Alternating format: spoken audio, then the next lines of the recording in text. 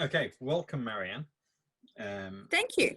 You can tell us a little bit about the situation that you work in, because it's not exactly a standard medical unit situation. No, unfortunately, it's not. Not that there's actually a particularly good reason that it's not. Where I work is the Supervised Injecting Facility in King's Cross in Sydney.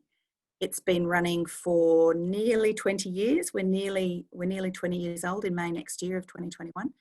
And it was the first supervised injecting facility in the Southern Hemisphere, which sounds like a big thing, and it was at the time.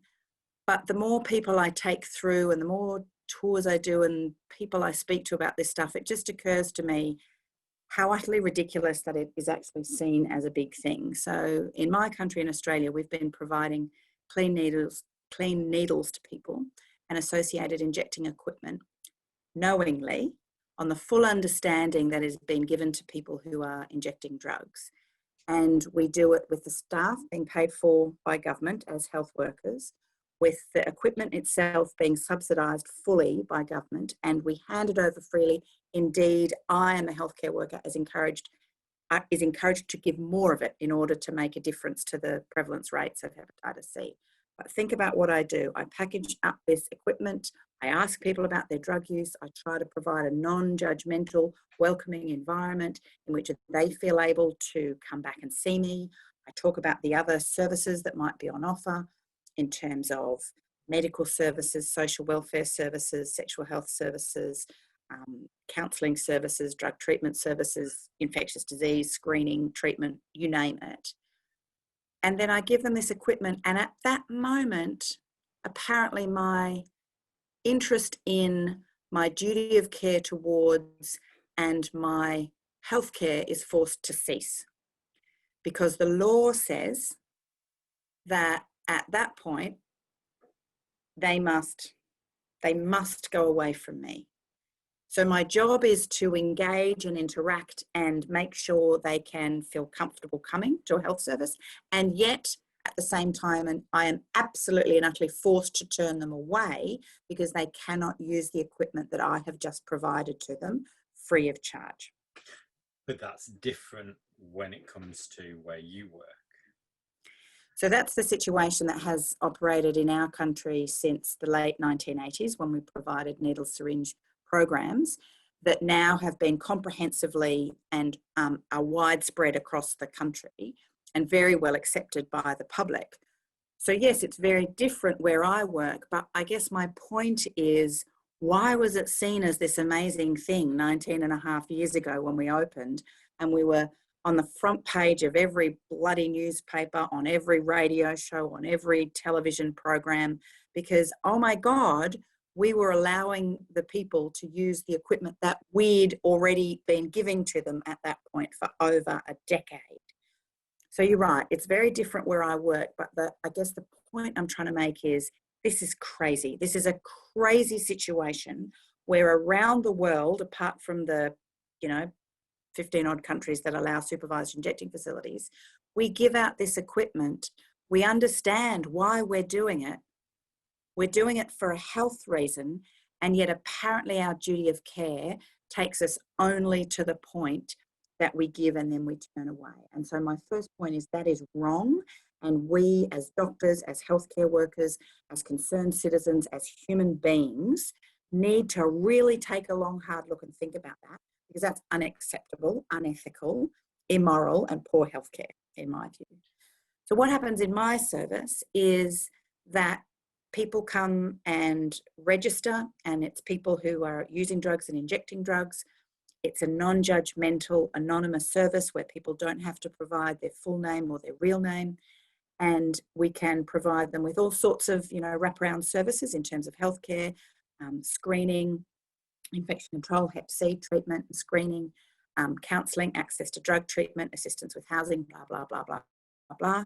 But importantly, when we provide them with the clean injecting equipment, for the first time in the English-speaking world, when we opened, legally and officially, we suddenly were able to say, oh, and you don't need to take that away, and please stay and use one of our 8 stainless steel booths that are right there in front of you. We're here. Our job is to keep you safe. Our job is to make sure that whatever you're doing, you do with the least possible harm to yourself or anyone else. And we do it understanding what what you're about to do. And, if you like, we are standing beside and bearing witness and just here. It is really about meeting somebody where they're at. So the name about a supervised injecting facility is, focuses on the thing, I suppose, the most salacious aspect of what we do in terms of the supervision of the injecting. But in many ways, that's quite a small part of what we do. Yes, people use drugs in front of us. And yes, that seemed like an extraordinary thing at the time.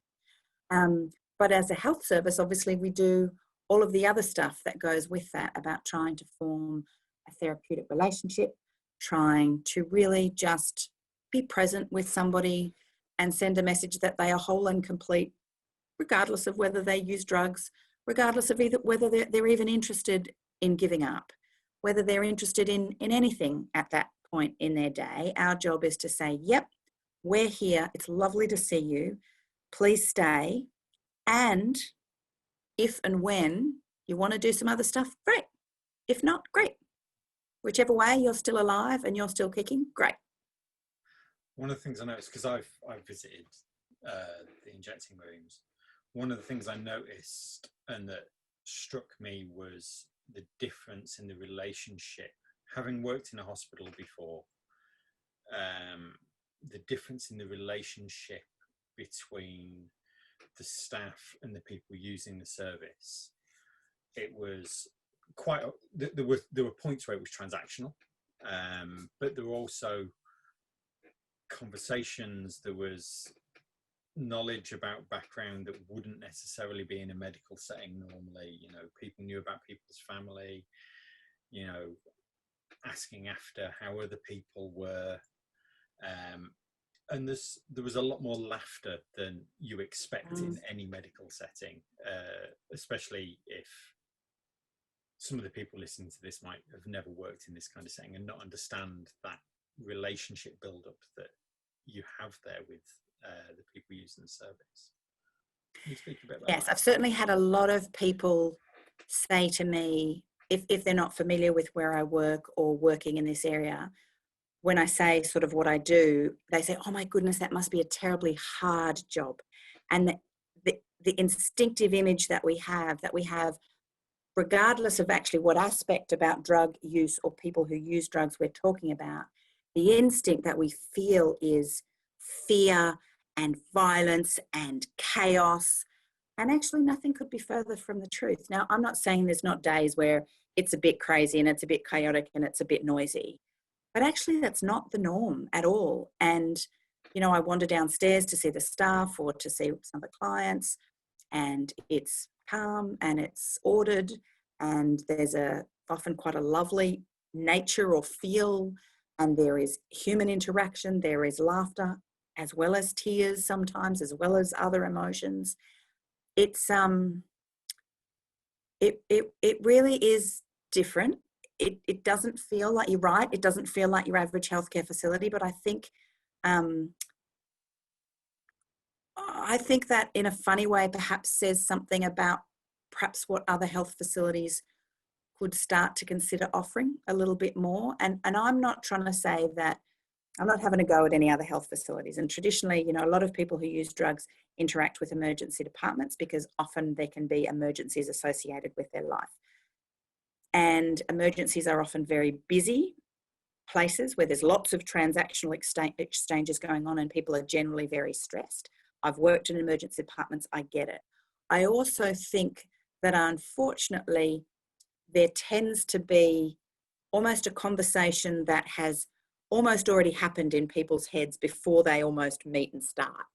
The person on triage or the busy nurse or doctor is already feeling stressed, feeling busy, feeling put upon, sees somebody who comes in and they make an assessment. This is a person who uses drugs, who's ready to waste my time, who's going to be asking for some kind of opiate medication. I'm going to say no. I'm going to have to, they've already started this conversation at some level and this, response. And the person who's coming in the person who's coming in who's using drugs, for example, may already in the same way be going through a conversation that these people are going to treat me like shit. These people don't think that, you know, they think I'm a piece of shit. They're not going to respect me. They think I'm just going to be here asking for morphine or pethidine. They're not going to accept that actually I really do have pain. They don't understand what my life was like. And so each side of that conversation is kind of almost a tinderbox ready to happen. And it just needs one raised eyebrow, one, you know, careless word, and boom, it's just ready to become a bit of a confrontation. And I don't think it needs to be. I actually genuinely believe people on both sides of that conversation could meet in a different way. And the system is set up to perpetuate this. And so I think we need to change the system to allow a bit more of actual meeting, because I think that's when not only do both people get more out of it, and it's a vastly more satisfactory exchange between two or more humans, but it's actually better healthcare. It's better healthcare. And you, as a service, you also work to put people sort of at the core of and in charge of their own health. So I know there's showing people better ways to inject, helping people finding safer injecting sites that they can use, but you're also supplying naloxone. Absolutely. Off premises. And how long have you been doing that for? Gosh, I don't even remember. It's some years, but it certainly hasn't been as long as we've been open. And it's funny, I was literally just cleaning up my desk yesterday, which, if you knew what my desk looked like, as an aside, you'd be very grateful to hear that I put about 1 cubic ton of paper in the recycling. But I was going through all sorts of old journal articles and papers, and there's all of this stuff from, you know, the 1990s and even the 2000s saying, you know, papers by John Strang and Shane Dark and all sorts of, you know, researchers in the area saying, you know, naloxone should be considered for out of hospital use, and take home naloxone. Will the lawyers ever let it happen? And, you know, if not, you know, now, when? And I thought it was a nice reflection to go, we have moved. There is progress. We are genuinely moving forward, even if it seems sometimes a bit slower than some of us might like. So at least for the last 5 or 6 years, and I can look it up for you and get back to you, but for some years now we've been able to provide take-home naloxone. So obviously, as a service where people come and inject drugs and come and inject a lot of opiate drugs, we have the ability to manage airways, we have the ability to bag, valve, mask, resuscitate someone, and we have the ability to give intramuscular naloxone in order to reverse the opiates. But traditionally in Australia, we weren't able to then give a drug user or anyone that knows drug users the medicine themselves to walk away with. Or we thought we weren't, and people were nervous about doing something different, either because they weren't exactly sure of the legal situation, or they thought it would encourage dangerous behaviour, or just nobody else was doing it and they didn't want to be the first.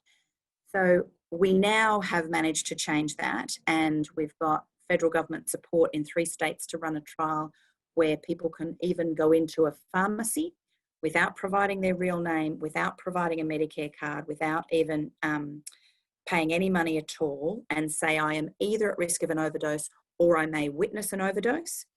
And they check, the pharmacist checks that they know a little bit about how to recognise and can they respond appropriately. Do they need any other training?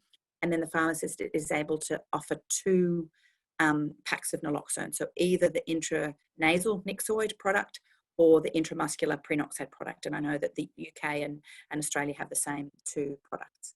And I've checked it out at a few pharmacies. I've tried the system out myself and walked in and said, I am at risk of witnessing an opiate overdose. I understand that I can get naloxone here. And I've gone to 2 different pharmacies and tried that.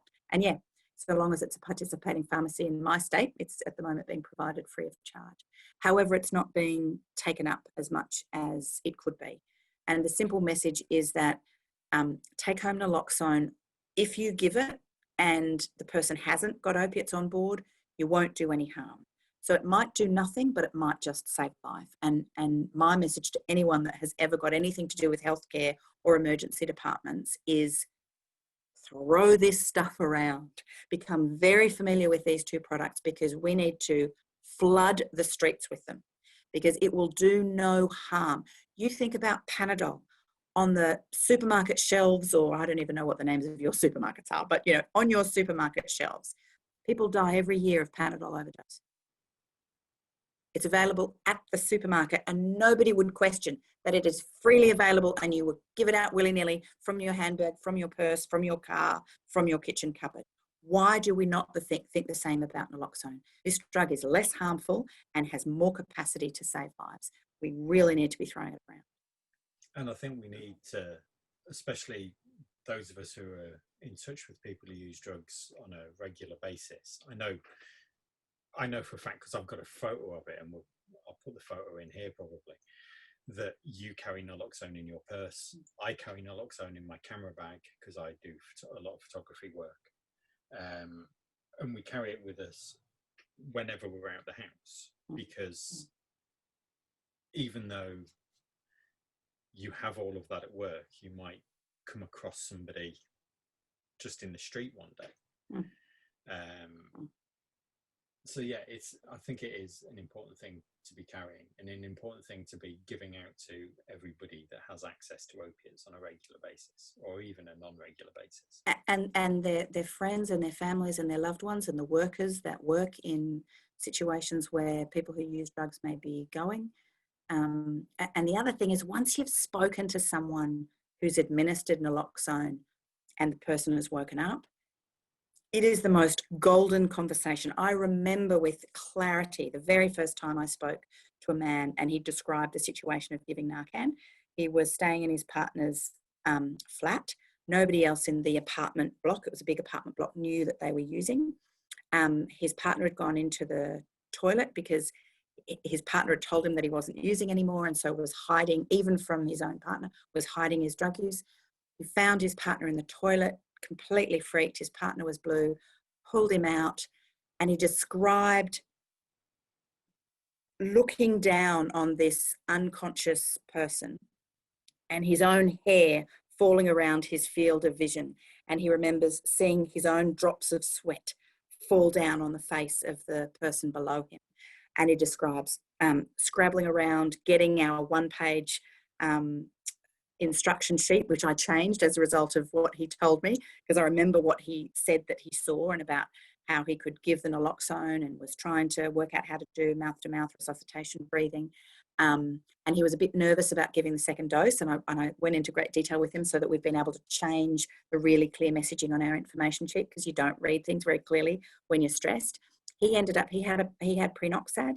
He gave all 5 doses of that prenoxad, and had basically come to the conclusion that his partner had passed away, when he said he remembers he rocked back on his heels and came forward, and as he came forward, he heard a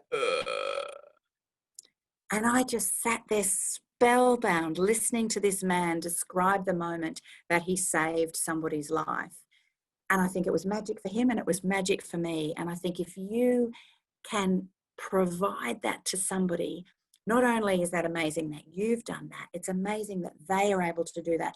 And the impact that it has on them, on their self-worth, on the person who's been saved, hearing the story about what their loved one has gone through, it has the potential for a ripple effect of good that I would love to see us taking advantage of wherever we possibly could.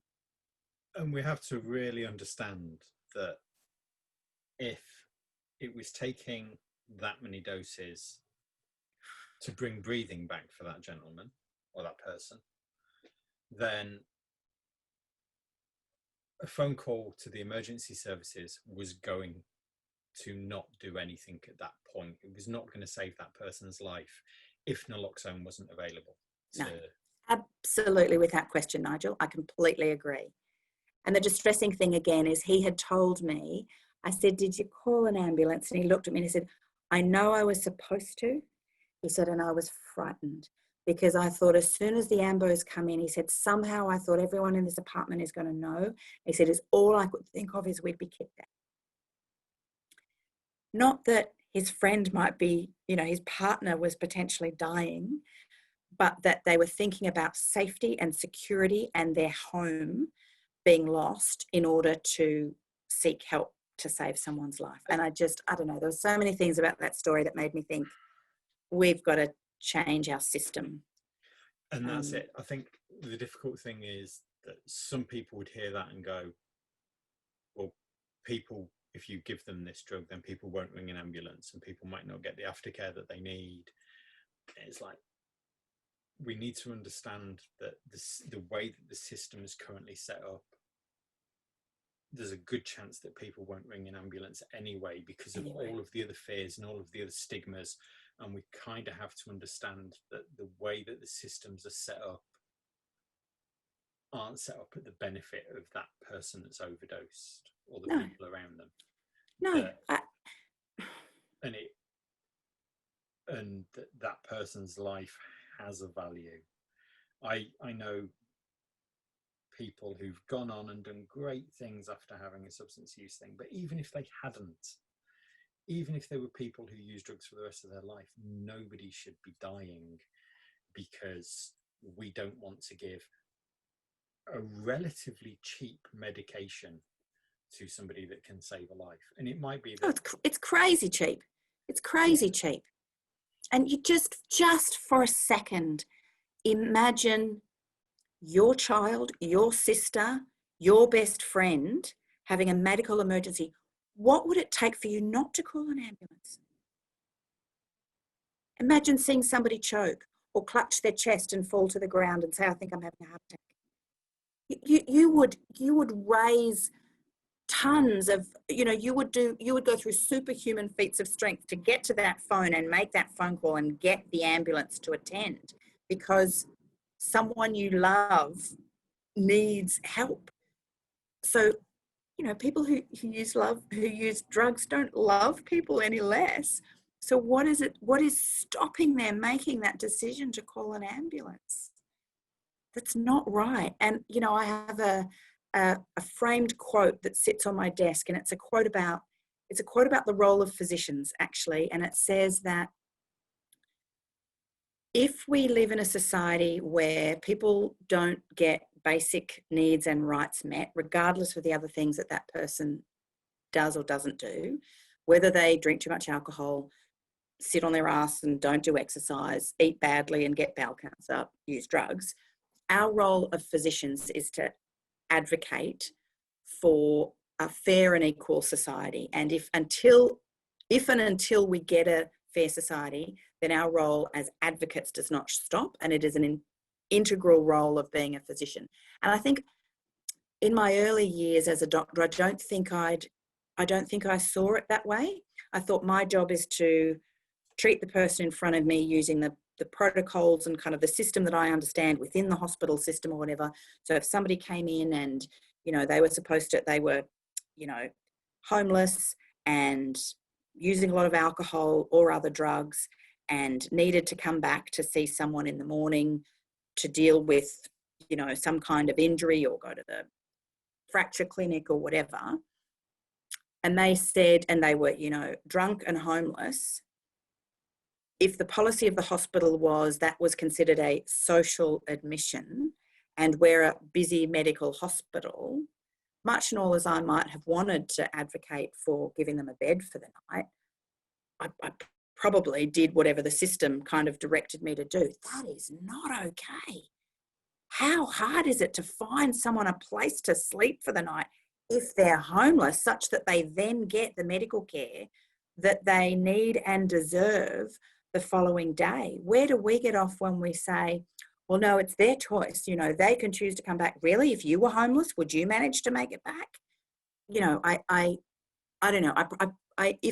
I don't think I was ever unkind, but I do think that I didn't fight the system as much as, in retrospect, I wish I had, or I wish I had been able to. Yeah. Is there one take-home message that you'd like other medics or other people working in healthcare, not necessarily working with substance use in healthcare, to understand, to help them understand the kind of work that you all do at the injecting rooms? Is there some kind of take-home message that you, just one little snippet that you'd like them to?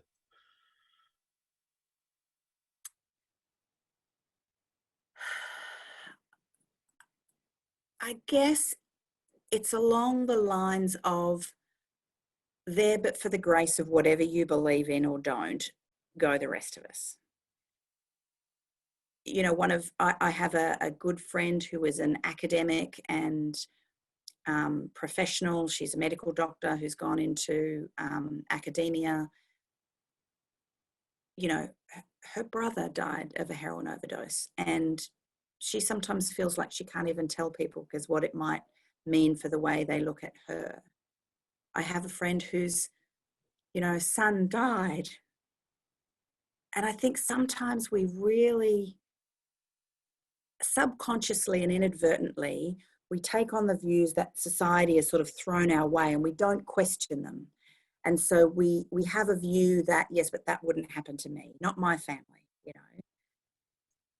And therefore it allows us at some level to build a wall between the way that we interact with somebody who appears to be living a desperate, frantic, dreadful life in our view when we see someone and we think, where can we start? This is wholly broken. I don't even know where to begin. I'm not even going to try. And it is always worth trying. It is always worth trying.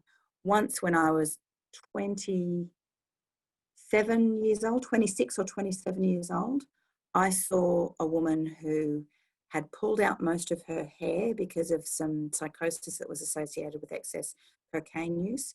She weighed probably about barely 40 kilos, probably 30-something kilos because she wasn't eating. She had terrible scabs, some of which had become infected and become quite deep wounds and infected with anaerobes, so the smell was particularly bad. Who was aggressive and nasty, and you know the words that would come out of her mouth were, and I was called in by the counsellor to see her, to see whether I could give a medical clearance, because a counsellor was trying to find her a homeless shelter where she could spend one night, get her some food and get her some sleep. And so she needed medical clearance in order to be safely allowed to be accepted by this service. And so I was called in to basically kind of give her the medical, you know, tick. And this woman, you know, sat there. She had a bag of no frills licorice all sorts that she was sitting and she was just chewing on them. She didn't have very many teeth in her mouth. And she and I was trying to be quiet and trying to be quite kind. And she just looked at me and, you know, with delightful language that I may not repeat, but she just said, why, you know, with this lovely Australian accent, she said, why are you bothering? And I said, what do you mean? And she said, it's not worth it. I'm a fucking worthless junkie. My mother was a fucking worthless junkie. She lived and died on the streets of King's Cross, so will I. It's not worth it. Just fuck off. And if I'm honest, for a moment, I thought, I looked at her, never having met her, and I made a snap judgment, and I thought, I wonder whether she is right. I wonder whether this will be, is this all for naught? Because I had no concept of the life and where do you start to begin to repair and heal and fix and go forward. And I, you know, the last time I saw that woman with a full head of hair waiting in the reception area of the place where I worked to be dosed methadone, and she was reading Catcher in the Rye. And she looked up at me and she just looked up and went, and then went back to her book. And I think I will have to live with myself that I had that thought. And all I can do is say to people, I get that our instinctive responses might tell us or direct us to act in a certain way. And I would say, give it your considered response. Have a think. Would that be any different?